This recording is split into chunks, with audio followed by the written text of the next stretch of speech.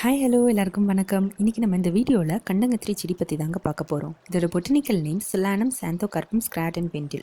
இந்த செடியோட அமைப்பு எப்படி இருக்கும்னா, இது ஒரு குட்டி செடி, முட்கள் அடர்த்தியாக செடியை சுற்றியும் இருக்கும். பூக்கள் வயலட் கலரில் இருக்கும்.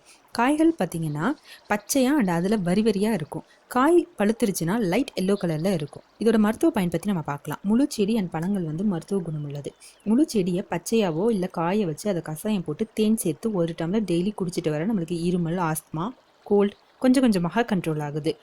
அப்புறம் பாதமில் வர எரிச்சல், கொப்பளம் எல்லாம் இந்த கஷாயம் குடிக்கிறதுனால நம்மளுக்கு சரியாகும். இந்த விதையை எடுத்து நம்ம தீயில போட்டு அதில் வர அந்த புகையை பற்களில் காட்டினா நம்மளுக்கு பல்வலி, சொத்தைப்பல் வீக்கம் சரியாகும். அண்ட் பல்ல இருக்குள்ள ஜெர்ம்ஸ்லாம் அதெல்லாம் நம்மளுக்கு செத்துரும். இதோடைய வீடியோ நான் முடிச்சுக்கிறேன். நெக்ஸ்ட் வீடியோவில் இன்னொரு குட் இன்ஃபர்மேஷனோட வரேன். Bye bye friends, take care.